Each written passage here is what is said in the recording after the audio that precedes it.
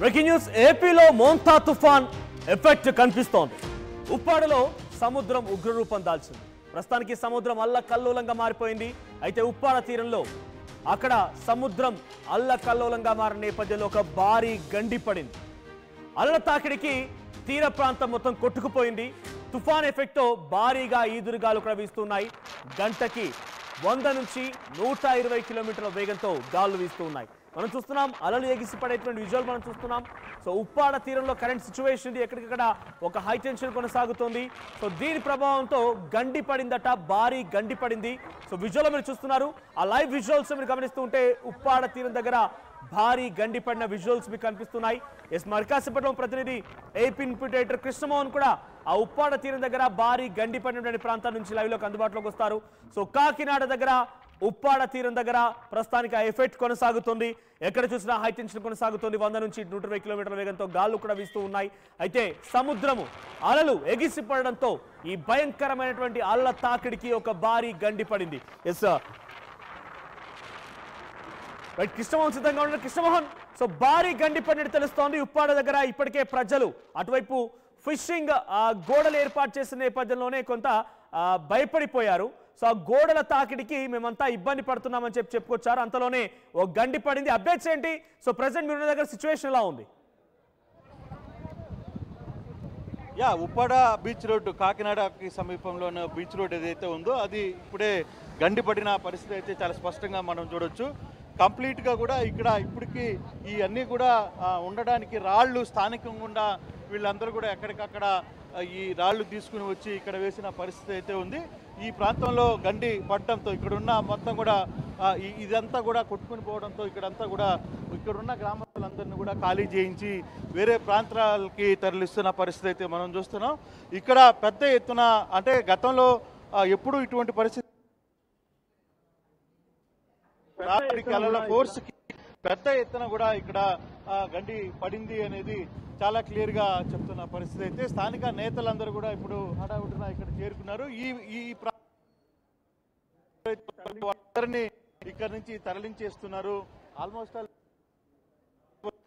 ప్రయత్నం చేస్తుంది. మరి కాసేపట్లో ఎంపీ కూడా కాకినాడ ఎంపీ కూడా ఇక్కడికి చేరుకోబోతున్నట్టుగా సమాచారం. కారణాలు ఏంటి అనే దాని మీద కొంత ఉంది. సో పరిస్థితుల్లోనే దాని మీద ఇక్కడ స్థానికులు అయితే ఎవరిని లోపలికి ఈ ప్రాంతంలోనికైతే రానివ్వటం లేదు. మనం చూస్తే ఒక్కసారిగా సార్ ఏం జరిగింది అసలు ఏంటి ఇప్పుడున్న పరిస్థితి ఏంటి?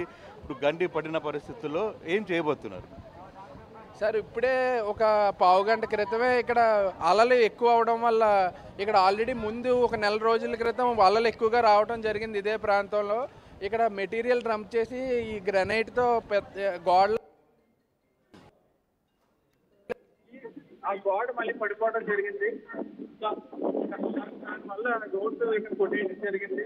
ఇప్పుడు ఇక్కడ ఉన్న లోపల వాళ్ళు అనేది ఏంటంటే ఈ గండి పడింది ఇలా కొడతా ఉంటే ఏ రాష్ట్రానికి రోడ్డు ఏదైతే ఉందో పూర్తిగా పోతే ఇళ్ల మీద నీరు వస్తుందని భయంతో ఉన్నారు. మరి ఇప్పుడే గౌరవ ఎంపీ సంఘాల ఉదయకుమార్ గారితో మాట్లాడడం జరిగింది. కలెక్టర్ గారు కాన్ఫరెన్స్ కాల్ పెట్టి మాట్లాడారు. మరి అదే గ్రానైట్ మళ్ళీ తీసుకొచ్చి డంప్ చేసే కార్యక్రమం ఇక్కడ జరుగుతుంది. ఆల్రెడీ జేసీబీ వచ్చేసింది. జేసీబీ వచ్చి ఇక్కడ పోర్ట్ లో కూడా ఇక్కడ హార్బర్ ఏదైతే ఉందో అక్కడ మనకు కొంచెం స్టోన్ అవైలబుల్ గా ఉంది. ఆ స్టోన్ ఇక్కడ తీసుకొచ్చి అందంగా డంప్ చేసి ఇక్కడున్న పబ్లిక్ ని షిఫ్ట్ చేయడం జరిగిందా? ఇక్కడున్న పబ్లిక్ అంతా వెళ్ళిపోయిందా? షిఫ్ట్ చేయడం అనేది మాకు చాలా ఇబ్బందిగా మారిందండి. ఎందుకంటే అధికారులు కానీ నాయకులు కానీ కూడా చాలా మధ్యమాసం జరిగిందా? ఇక్కడున్న పబ్లిక్ అంతా వెళ్ళిపోయిందా? పబ్లిక్ ని షిఫ్ట్ చేయడం అనేది మాకు చాలా ఇబ్బందిగా మారిందండి. ఎందుకంటే అధికారులు కానీ ఎంత లోపల వచ్చేసి గండి పూడ్చడం ఎన్ని రోజుల్లో చేసే అవకాశం ఉంటుంది? అంటే ఇంకా రాబోయే టైం అంతా కూడా టెంపరీ కంటే అయితే ఎఫెక్ట్ అవ్వకుండా ఉండిపోయిన రాకుండా ప్రస్తుతం ఇమీడియట్ గా ఒక 1-2 hours లో ఆపడం జరుగుతుంది. మరి పర్మనెంట్ సొల్యూషన్ ఏదైతే ఉందో ఈ తుఫాన్ వెళ్ళిపోయాకనే తప్ప మరి ఈ పరిస్థితిలో చేయలేము. కాబట్టి టెంపరీగా ఒక 1-2 hours లో దీనికి సొల్యూషన్ వచ్చేలా దానికి ఏర్పాట్లు అన్ని చేస్తున్నారా? ఆల్రెడీ జేసీబీ కూడా వస్తున్నట్టుంది. దానికి ఆల్రెడీ జేసీబీ వస్తా ఉందండి. ఇక్కడ దగ్గరలో హార్బర్ కన్స్ట్రక్షన్ లో ఉంది కాబట్టి హార్బర్ లో స్టోన్ 1-2 hours లో గంట 2 గంటల్లో పూర్తి చేయడం జరుగుతుంది. మరి నాయకులందరూ లోకల్ గా మా సర్పంచ్లు కానీ, జనసేన ఇంపార్టెంట్ లీడర్స్ కానీ, జనసేన కార్యకర్తలు కానీ, అలాగే కూటమి తరఫు నుంచి తెలుగుదేశం నాయకులు కానీ, తెలుగుదేశం కార్యకర్తలు కానీ, ఇతర పార్టీలు కూడా మరి ఈ రాజకీయ విభేదాలు ఏమీ లేకుండా నిమగ్నం అయ్యి ఇప్పుడు అదే కదా ఇంపార్టెంట్ కావాల్సింది, కలిసి చేయాలి. మరి ఆ స్పిరిట్ లో అన్ని పార్టీలలో కూడా కలిసి వచ్చి మరి ఇక్కడ సర్వీస్ చేస్తూ ఉన్నారు జెన్యున్ గా.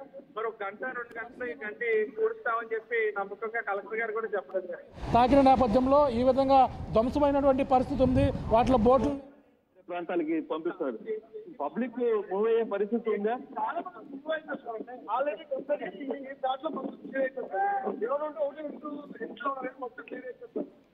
ఈ గండి పూడుస్తామని చెప్పి నమ్మకంగా కలెక్టర్ గారు కూడా చెప్పడం జరిగింది. సార్ ఇప్పటికే చాలా మందిని ఆటోలు పెట్టి వికెట్ చేస్తున్నారు, తర్వాత వేరే ప్రాంతాలకి పంపిస్తున్నారు. పబ్లిక్ మూవ్ అయ్యే పరిస్థితి ఉందా? చాలా మంది మూవ్ అయిపోయారు సార్ ఆల్రెడీ కంప్లీట్ గా.